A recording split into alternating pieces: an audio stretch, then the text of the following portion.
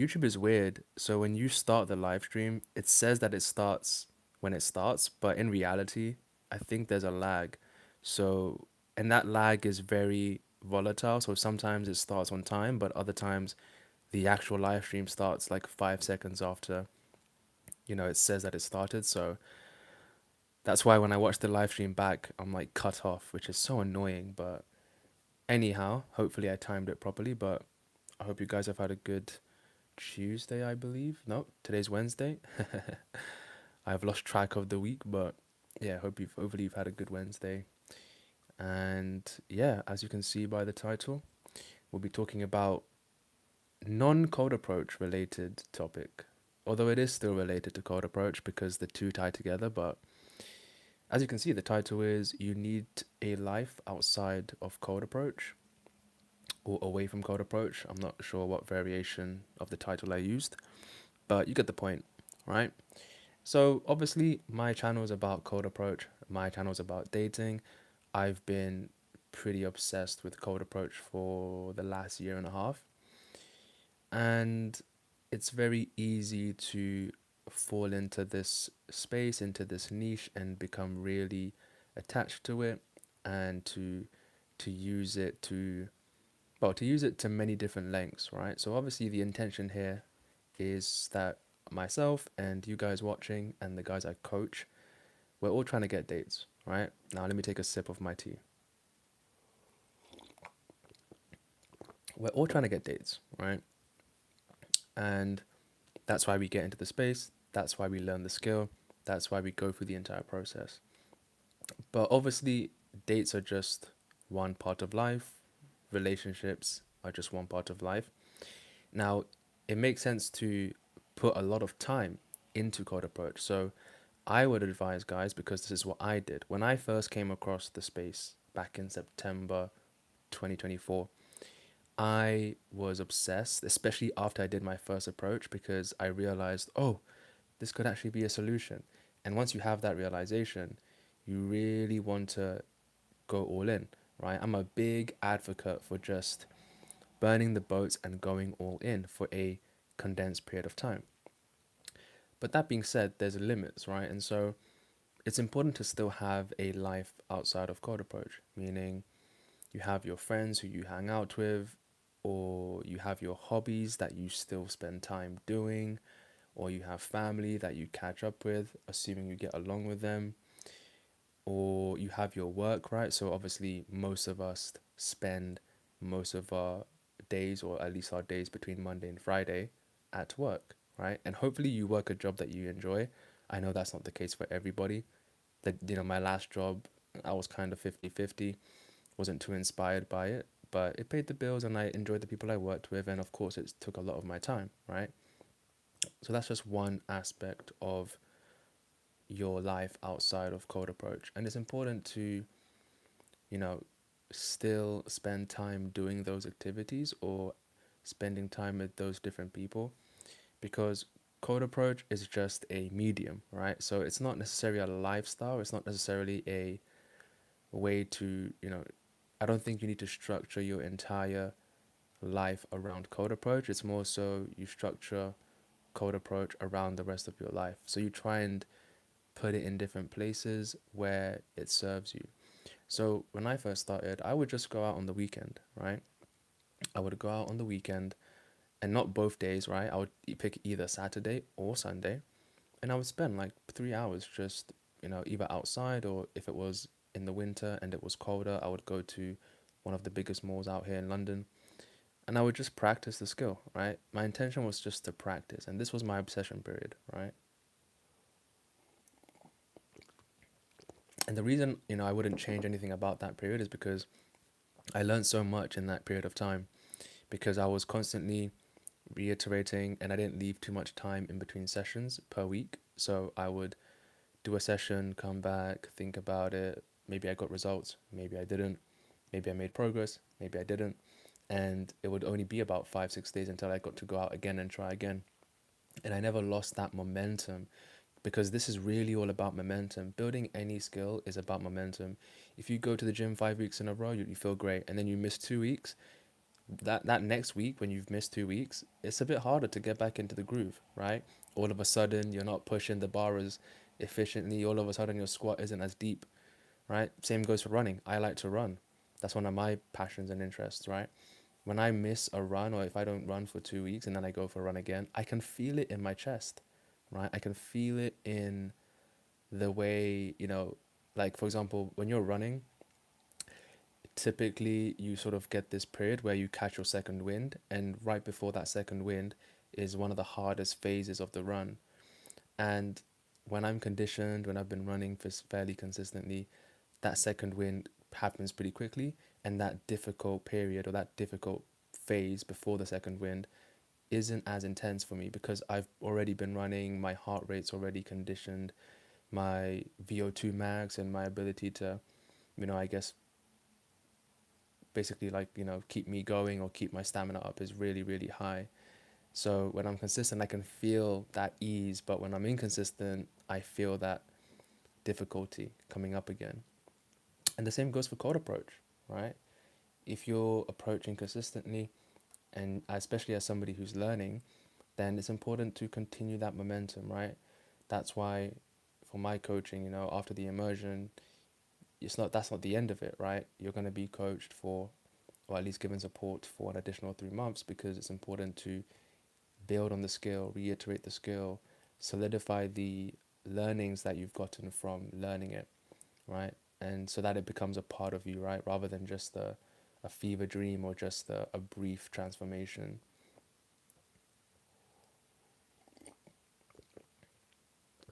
And yeah, it's important to obsess over it to a certain degree, right? But not to take it overboard because let's not forget, this is a social skill, right? This is us putting ourselves on the line every weekend. And when I put it like that, it doesn't sound like fun, and it is fun once you get good at it and once you start getting results.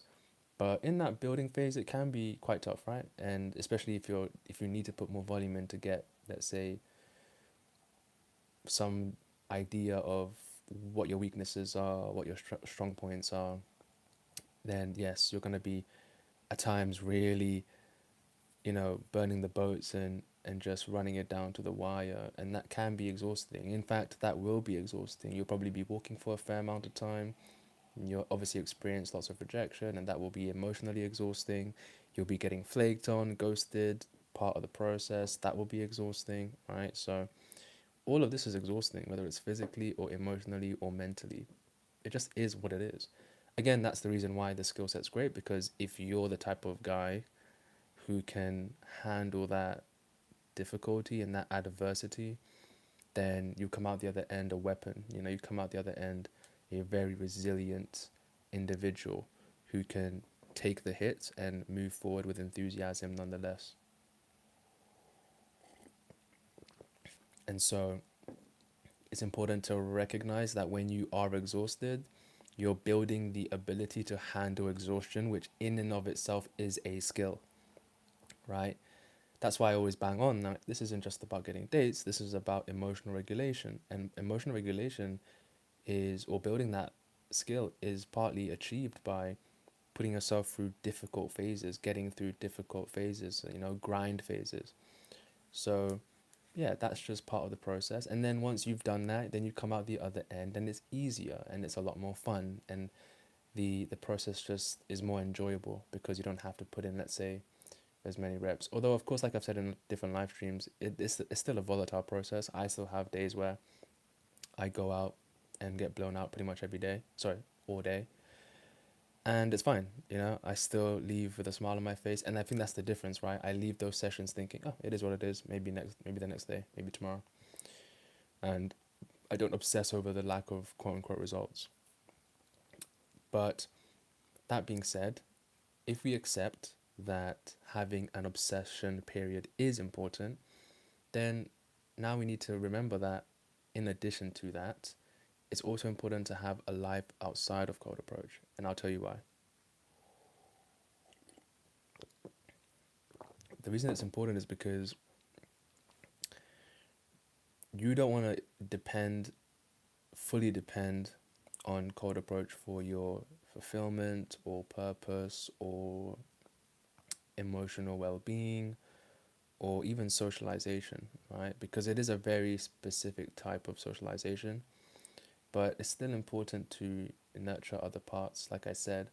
So for me, I still like to play the drums, right? I don't sacrifice my drum playing time to do cold approach, right? I always have time to play the drums almost every other day because I love to do it. It's something that I enjoy. It's a way for me to decompress. And if anything, it helps me with my approaches because when I've had a nice drum session, on a Friday night, and then Saturday morning I decide, you know what, I'm going to be in London, I'm going to do like an hour of approaching, then, I feel like I've already given myself time to enjoy my hobby, right? Or if it's hanging out with friends, right? So sometimes what I like to do is if I'm going out to see friends in the evening, right? Then, or let's say I'm going to see friends at, 4 p.m. Then yeah, I'll squeeze in a cheeky session for maybe an hour and a half right before, and then I'll go to that event or that house party with a buzz, with a social high, and I'll be feeling much better about myself. But I would never, you know, say I'm not gonna go to my friend's party just to do a 4 hour session, right? I would never do that. Even if let's say I did a session and I had an instant date, I would tell the girl, look, I have to see my friends. I'm going for a house party, so I don't wanna, I can't do this instant date for this long, and I would bounce because again, I know it's important to still spend time with my mates, right? Or other things I like to do, like running, for example, right? So, I still like to run, and on the weekend, I like to run in the mornings to get my mood up, to get my state up, obviously to stay fit as well. And then even in the evenings, right? So on weekday evenings, for example, I sometimes used to approach after a work day, but not in London because that would take too long to get there. So I would just go to my nearby town center, which is like 20-minute drive. And yeah, I would go there just to do some maybe like three approaches for maybe 40 minutes just to again keep that skill set hot, keep that momentum going.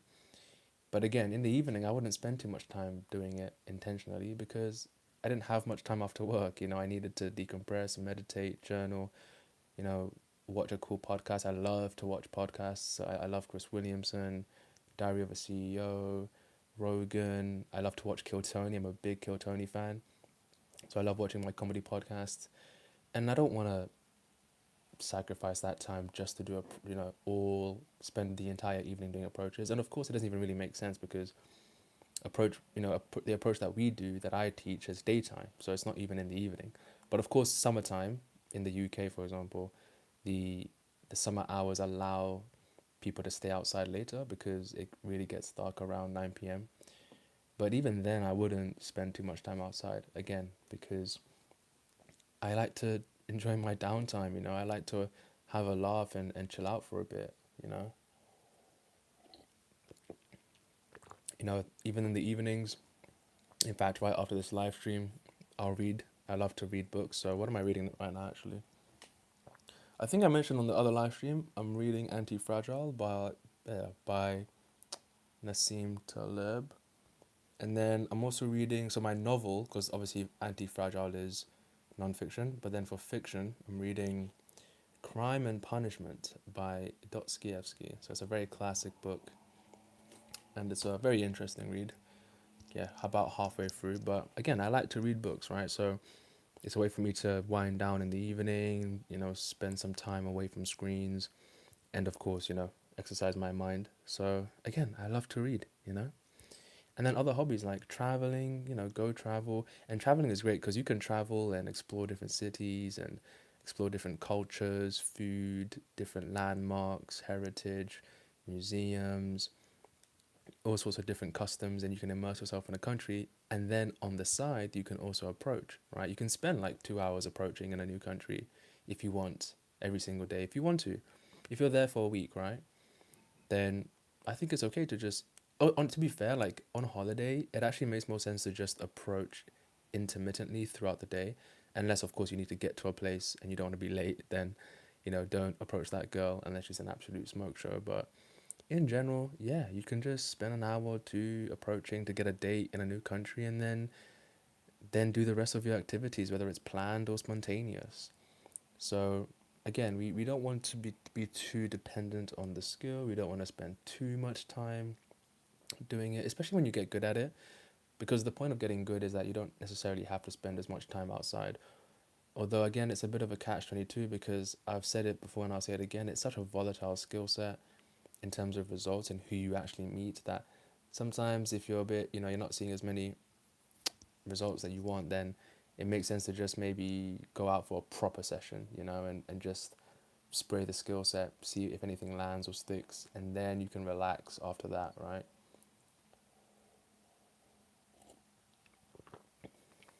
But yeah, other than that, I mean, I like to play table tennis with a few of my friends here in. I always have to be careful not to disclose my location, but yeah, here in the southeast of England, I like to play table tennis with some of my boys, as well as pool with one of my other guys. Shout out to my guy Rise. I'm not gonna say his full name, but shout out to my guy Rise. So we like to play pool every now and then when he's around. And then yeah, I like to see my brother, who doesn't live too far away. So I like to see him every now and then and watch the football together. We typically watch the football on like Sundays, either at my place or at his place. So that's always a good time.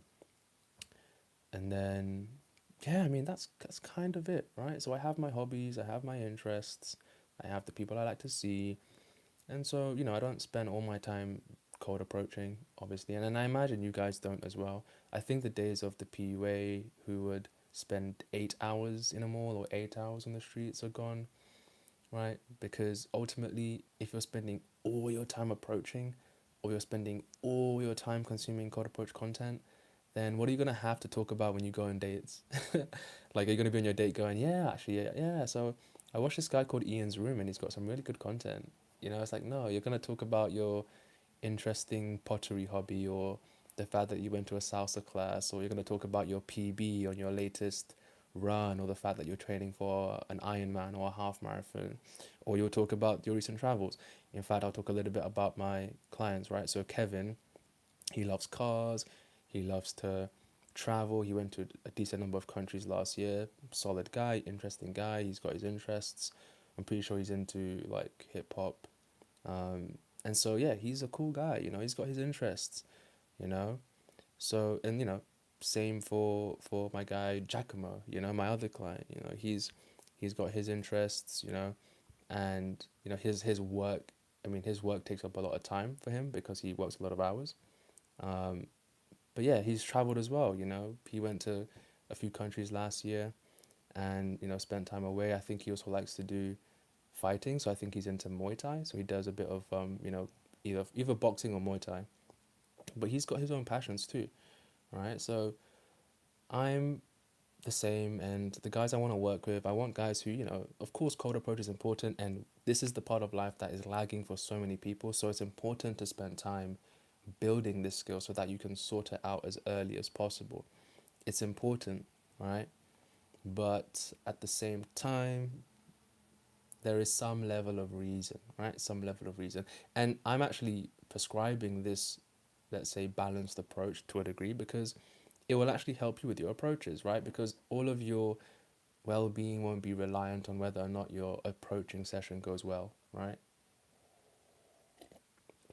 And again, that's not to say that you're not going to feel bad if you have an entire day full of blowouts and then you go back to your place, or you go to see your mates at the pub.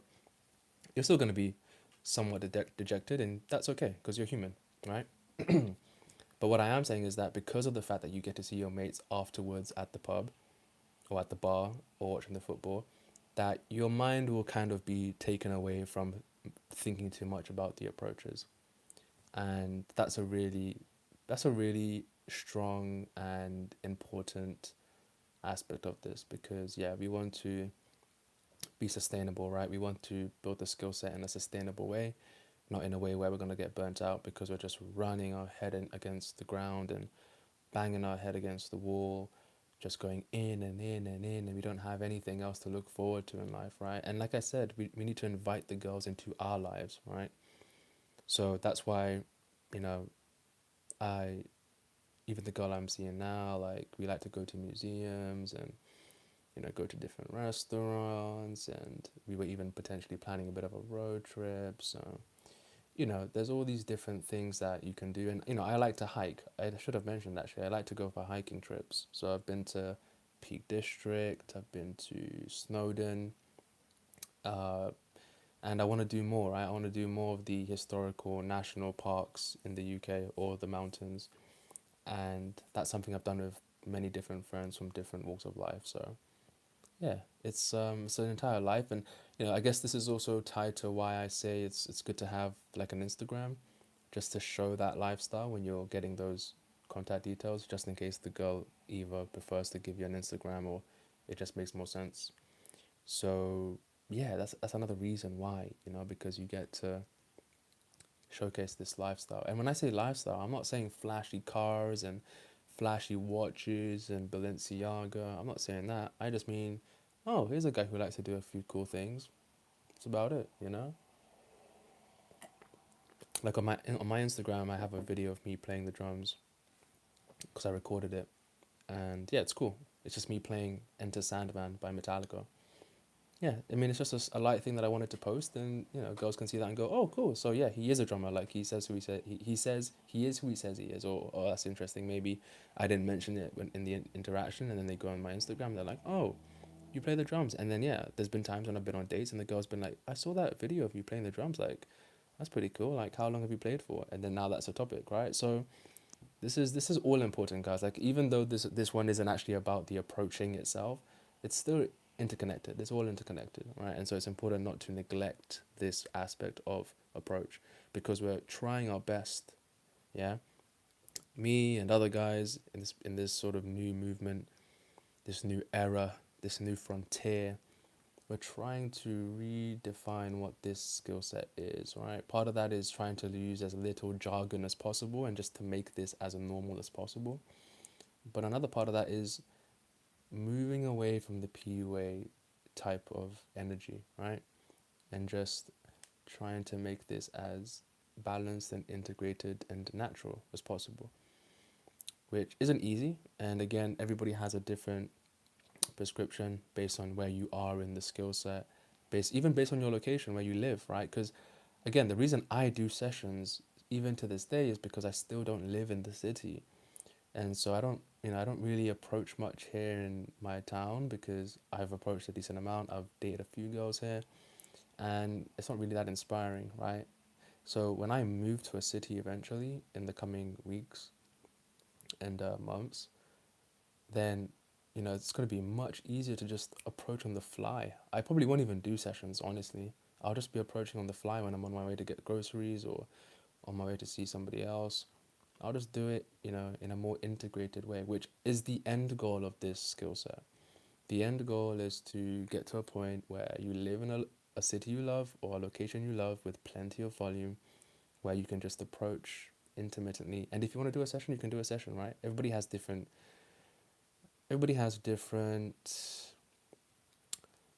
let's say, what's the word? The word is evading me. It's sort of like predispositions in terms of how we take action. So some people prefer to get themselves in this state, and it takes them time to get into a state. So even if they've done thousands of approaches, they still need two or three, let's say, throwaway approaches to just get back into that social flow. Whereas there's other guys who prefer to they can just, turn on a dime when they've got the cabbage in one hand and their khakis in the other. They see the hot girl and they're like, boom, let's go in for it. No warm up needed, straight in. And I think I'm slowly falling into that camp, even though, like I said, I don't live in the city, like the core part or direct part of the city. I've noticed that, especially when I was in Thailand, or Bangkok specifically, it was very easy for me to actually pull the trigger randomly. In fact, the first girl I dated out there, beautiful, like German Nigerian girl. I just approached her after breakfast, right? And the stop was great, conversation was great, and then we set up a date. Went on like 3 dates at that point, and it went really well. And that was the first approach. Didn't need a warm up. Didn't feel weird because I hadn't done an approach yet. If I'd even just finished eating, so I was a little bit full. Oh man, shout out to that place by the way. They made a banging English breakfast. Oh, it was so good, so good. If I ever go back to Bangkok, I have to go back to that place because they were so generous to me as well. They gave me extra eggs and extra beans, and yeah, it was really really good. But anyway, I'm getting distracted by food. I think it's because I'm hungry and I haven't eaten dinner yet. So I think that's a sign for me to end the live stream. But yeah, like I said, you need to have a life outside of cold approach, and it will actually benefit you in approach. So hopefully that's enough for you to heed my words and yes, apply them to your life. But otherwise, let's keep it pushing, boys. Today's Wednesday. We're halfway through the week. If you've got sessions coming up on the weekend, I hope they go well. Yeah, keep on going in for your approaches, huh? You only live once. You never know who's around the corner. Could be an ex-girlfriend, could be an ex-wife. Who knows? All right? So give yourself a chance, give yourself a shot. Do not reject yourself on her behalf. You are one of one. There aren't many people like you approaching out here, putting their balls on the line.